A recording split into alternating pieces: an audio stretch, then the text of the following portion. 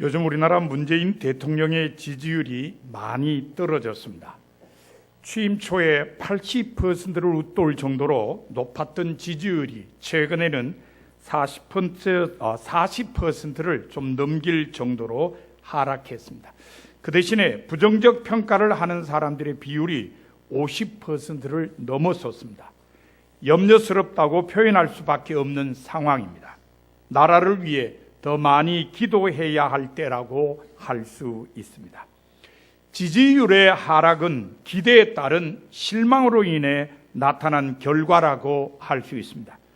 저도 한때는 정치인들에 대해 기대를 가지고 지지를 보낸 적이 있습니다. 하지만 그 기대가 무너졌을 때에는 실망하며 배신감을 갖게 되었습니다. 바로 40대 기술론을 내세우며 우리나라 민주화를 위해 앞장선 김영삼 전 대통령과 김대중 전 대통령입니다. 이름의 순서에 신경 쓰지 마십시오. 그냥 대통령이 되신 순서대로 언급한 것뿐입니다.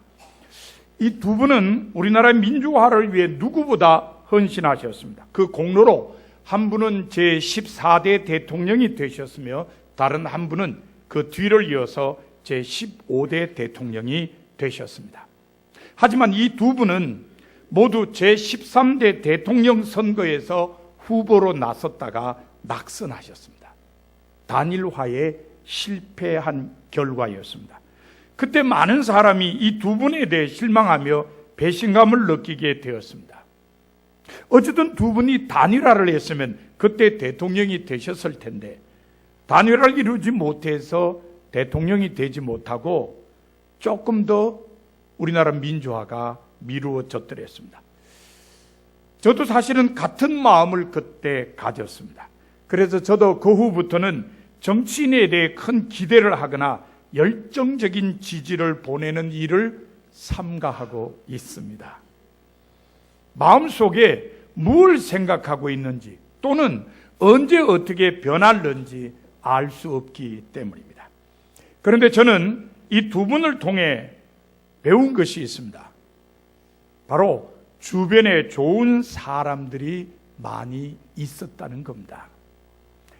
김영삼 전 대통령의 진영에는 좌동령, 우형우라고 불린 김동영과 최형우가 있었습니다. 그리고 영원한 비서 김덕용이 있었습니다. 김대중 전 대통령의 진영에는 리틀 DJ라고 불린 권노갑과 한화갑이 있었습니다. 한때 대리인으로 활동한 김상현이 있었습니다. 그리고 가신이라고 불린 김영진도 있었습니다. 아마 여러분들 중에는 그래도 기억하는 분들이 계실 겁니다. 다 국회의원을 역임한 분들이니까요.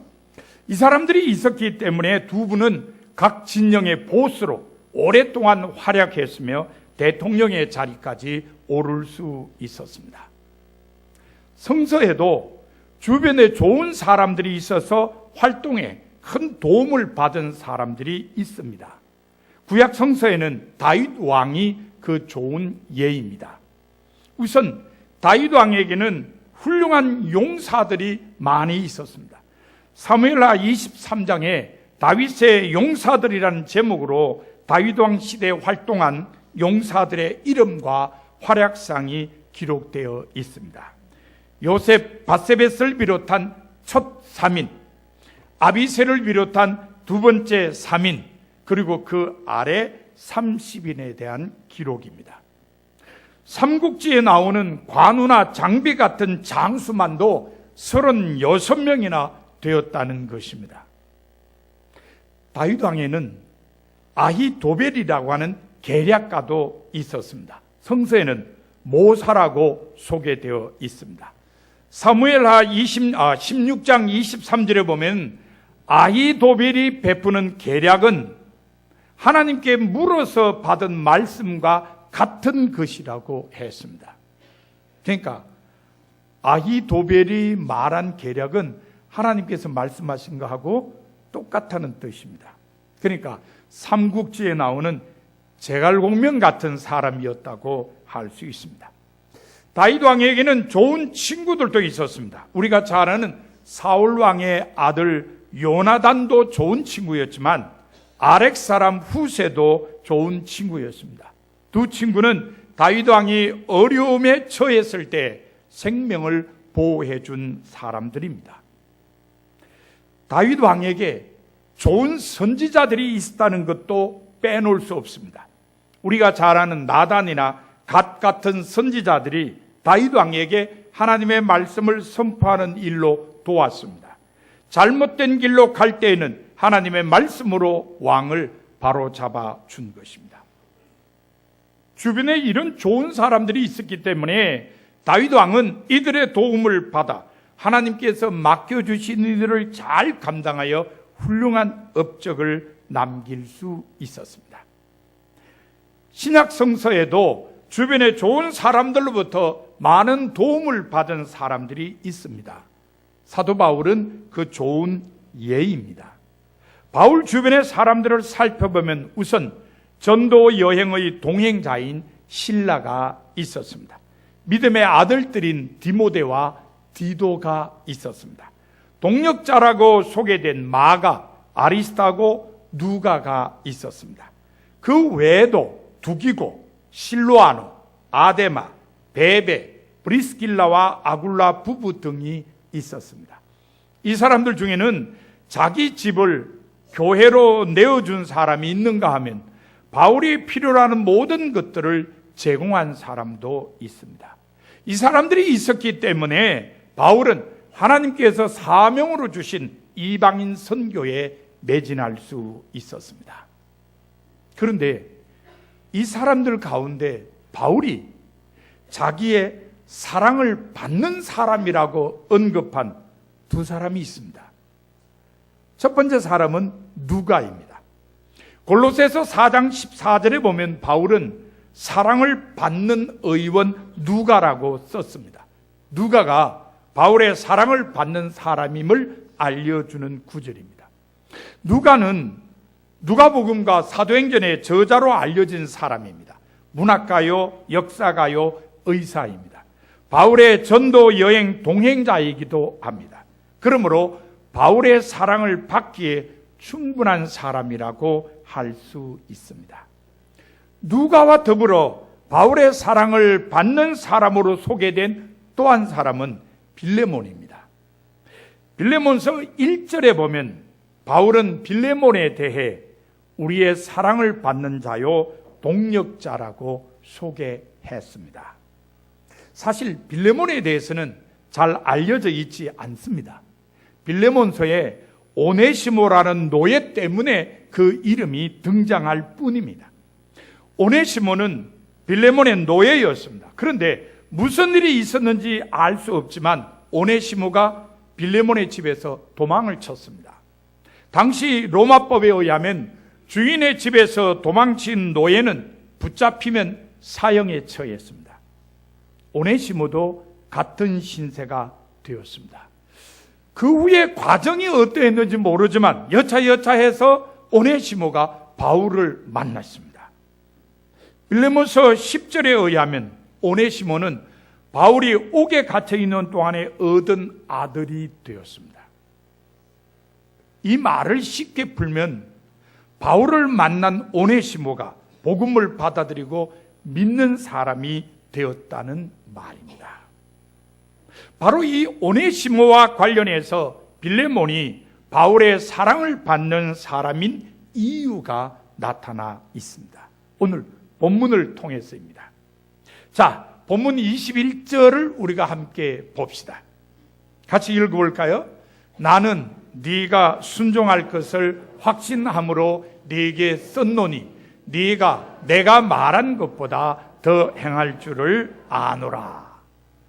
바울은 빌레몬이 자기가 말한 것보다 더 행할 줄 아는 사람이라고 확신한 것입니다. 이게 빌레몬이 바울의 사랑을 받는 이유였습니다.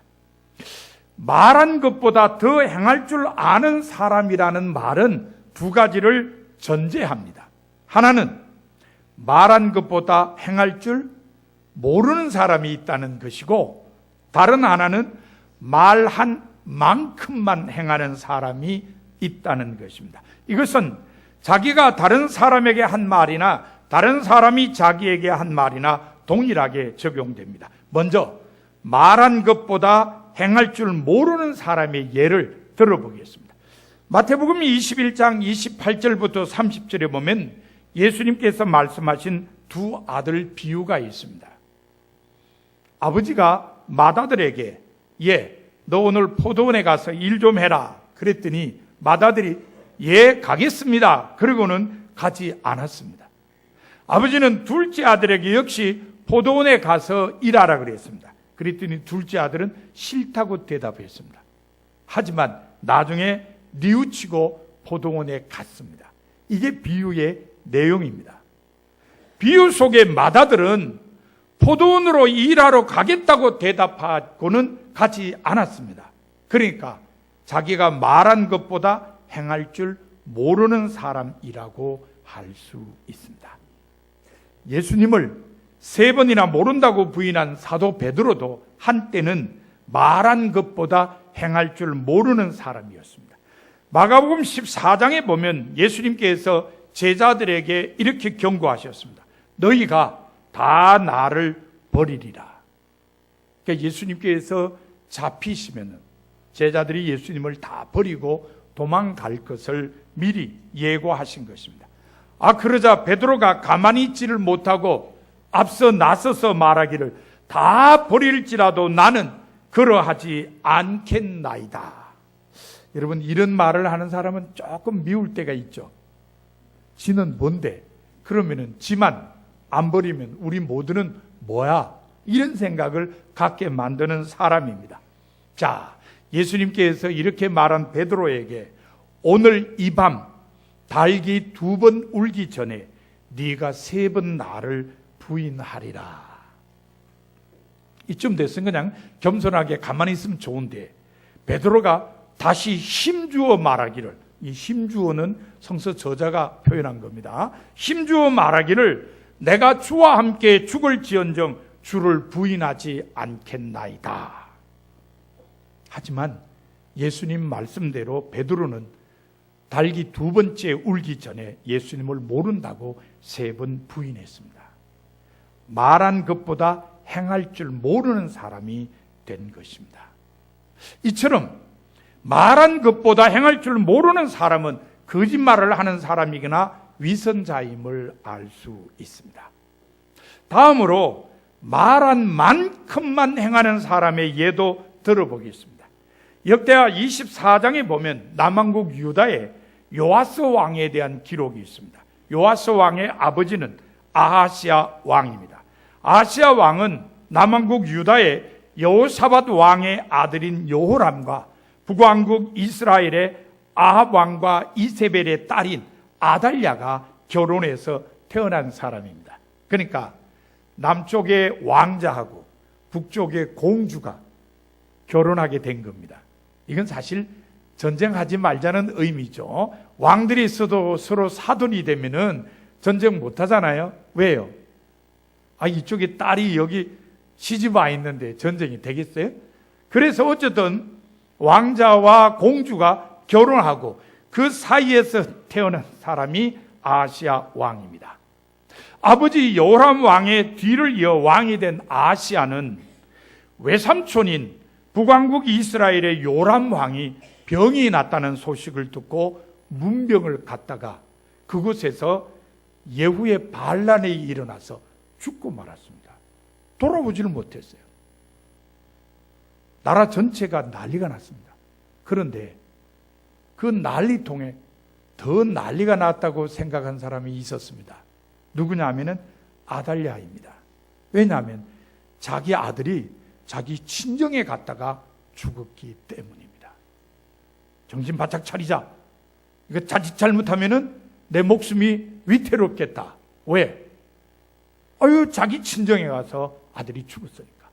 그래서 이 아달랴가 선수를 쳤습니다. 어떻게 선수를 쳤냐고요? 왕족의 씨를 모두 죽였습니다. 남자 아이들 다 죽였습니다. 이렇게 해서 자기가 여왕의 자리에 오른 것입니다. 역시 이세벨의 딸다운 행동을 했다고 할 수 있습니다. 그런데 그런데 이때 아시아 왕의 누이의 남편인 제사장 여호야다가 요아스라고 하는 아시아 왕의 핏덩이 아들을 몰래 빼내어서 살렸습니다. 그리고 6년 동안 그 왕자를 숨겨 키웠습니다. 7년째 되던 해에 여호야다가 사람들을 규합하여 여왕 아달랴를 몰아내고 요아스를 왕의 자리에 앉혔습니다. 왕이 된 요아스는 40년 동안 나라를 다스렸습니다. 요아스 왕의 초기에 대한 평가는 아주 좋았습니다. 여호와 보시기에 정직히 행하였다였습니다. 하지만 그런 평가는 제사장 여호야다가 죽은 후에는 사라졌습니다. 요아스 왕은 자기를 살린 제사장이자 고모부인 여호야다가 살아있는 동안에만 하나님 보시기에 정직히 행했습니다. 여호야다가 죽은 후에는 악한 왕이 되고 말았습니다. 그래서 말년에 신하들에 의해 살해되고 말았습니다. 요아스 왕은 여호야다가 살아있는 동안에는 여호야다가 말한 만큼 행하는 사람으로 살다가 여호야다가 죽자 그의 뜻을 저버린 사람이 되고 말았습니다. 이처럼 말한 만큼만 행하는 사람은 마음이 뒷받침되지 않은 채 억지로 하는 사람임을 알 수 있습니다. 그러므로 이런 사람도 기분이나 환경에 따라 언제든지 변할 수 있습니다. 이런 사람들과 비교해서 말한 것보다 더 행할 줄 아는 사람은 상대방에게 확신을 줄 정도로 확실하게 응답하는 사람들입니다. 창세기 18장에 보면 아브라함이 부지 중에 하나님을 대접한 이야기가 있습니다. 그때 아브라함은 나그네 모습으로 나타난 하나님과 일행에게 말하기를 내가 떡을 조금 가져오리니 당신들의 마음을 상쾌하게 하신 후에 지나가소서라고 했습니다. 떡 조금 만들어 올 테니까 드시고 가던 길을 가십시오. 그런 말입니다. 그런데 실제로 아브라함이 준비한 음식은 고운 가루로 만든 떡분이 아니었습니다. 가서 기름지고 좋은 송아지를 잡아서 요리를 만들었습니다. 그리고 버터와 우유 이것저것 모두 내어놓았습니다. 그러니까 아브라함은 자기가 말한 것보다 훨씬 많은 음식을 준비해서 대접을 한 겁니다.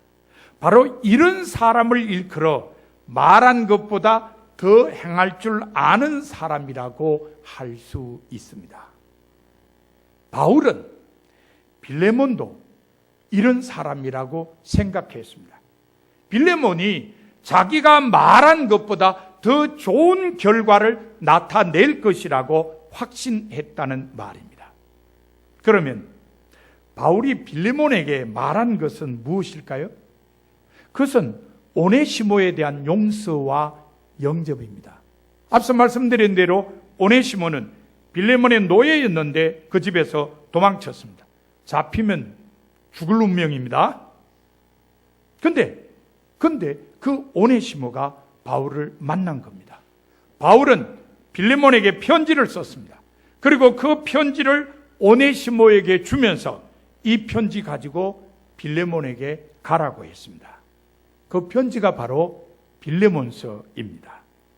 바울이 빌레몬서에 쓴 편지 내용 가운데 핵심은 17절에 있습니다. 어떤 내용인가 하면요, 네가 나를 동력자로 알진대 그를 영접하기를 내게 하듯 하라는 겁니다. 그러니까 자기를 맞이하듯이 오네시모를 맞아주라는 것입니다. 이것이 바울이 한 말입니다. 그렇다면은 바울이 말한 것보다 더 행하는 것은 과연 무엇일까요? 바로 오네시모를 용서하고 사랑으로 영접할 뿐만 아니라 오네시모에게 자유를 주는 것입니다. 오네시모를 자유인이 되게 하는 것입니다. 바울의 말은 오네시모를 자기를 맞았듯이 맞아줬으면 좋겠다는 거였습니다. 하지만 그 말보다 더 행하기를 바울이 기대하고 있었는데 그건 바로 오네시모에게 자유를 주는 것이었습니다. 오네시모가 자유인이 되면은 바울과 함께 일할 수도 있게 되겠죠? 그런 것을 바울은 기대했다는 것입니다. 그런데 놀라운 것은 기록에 의하면 초대교회를 이끈 감독 가운데 오네시모라는 이름이 있습니다. 오네시모라는 이름은 그 당시 노예에게 붙여준 이름임을 생각하면 빌레몬서에 등장하는 오네시모가 훗날 감독이 되었을 것으로 추측할 수 있습니다. 빌레몬이 바울이 말한 것보다 더 행했다는 의미입니다. 정말 빌레몬은 바울의 사랑을 받기에 합당한 사람이라는 걸 알 수 있습니다. 재미난 것은 대한기독교 서예에서 펴낸 현대 성서 사전에는 빌레몬 역시 훗날에 감독이 되었다는 전설이 내려오고 있다고 언급했습니다. 말한 것보다 더 행한 사람에 대한 하나님의 사랑이라고 할 수 있습니다. 오늘 이 말씀이 우리에게 의미가 있는 것은 세상 사람들이 자꾸만 기독교인들을 향해 입만 살았다, 말만 잘한다고 비난하기 때문입니다. 왜 이런 비난을 받게 되었을까요? 말보다 더 행했으면 괜찮았을 텐데 말보다 행하지 못했거나 말만큼 정도 했기 때문이라고 여겨집니다. 행함으로 나타나야 되는데 말과 혀로만 하기 때문에 비난을 받는 것이라고 할 수 있습니다. 그러면 어떻게 해야 이런 비난을 극복할 수 있을까요? 빌레몬처럼 말한 것보다 더 행할 줄 아는 사람으로 사는 것입니다. 내가 다른 사람에게 말한 것이든지 다른 사람이 나에게 말한 것이든지 간에 말한 것보다 더 행할 줄 아는 사람이 될 때에 기독교인들에 대한 비난은 사라질 수 있습니다. 예수님께서도 산상수훈 속의 말씀을 통해 말한 것보다 더 행할 줄 아는 사람으로 살 것을 요청하셨습니다. 마태복음 5장 40절과 41절에 보면 이렇게 기록되어 있습니다. 너를 고발하여 속옷을 가지고자 하는 자에게 그도까지도 가지게 하며 너로 억지로 오리를 가게 하거든 그 사람과 심리를 동행하라. 누가 말을 하든지 그 말한 것보다 더 행할 줄 아는 사람이 되라는 가르침입니다. 그러므로 예수 그리스도의 제자로 사는 사람들은 형제 사랑을 비롯하여 모든 일에 있어서 말한 것보다 더 행할 줄 아는 사람이 되어야 합니다. 그것이 사랑을 받는 사람으로 사는 길입니다. 지금 우리나라 기독교인들은 하나님의 사랑뿐만 아니라 사람들의 사랑도 받아야 합니다. 그러기 위해서는 하나님 앞에서뿐만 아니라 사람 앞에서도 말한 것보다 더 행할 줄 아는 사람이 되어야 합니다. 그렇게 될 때에 기독교에 대한 비난은 사라지고 하나님께 영광을 돌리게 될 것입니다. 사랑하는 성도 여러분, 지금까지 여러분은 어떤 사람으로 살아오셨습니까? 말한 것보다 행할 줄 모르는 사람이었습니까? 아니면 말한 만큼만 행하는 사람이었습니까? 하나님께서는 오늘 사순절 넷째 주일을 맞은 여러분에게 말한 것보다 더 행할 줄 아는 사람으로 살라고 하십니다. 그것이 사랑을 받는 사람으로 사는 길이기 때문입니다. 여러분 모두 말한 것보다 더 행할 줄 아는 사람이 되셔서 사랑을 받는 사람으로 사시기 바랍니다. 이 말씀을 마음에 새기고 결단하는 침묵 기도를 2, 3분간 드리도록 하겠습니다.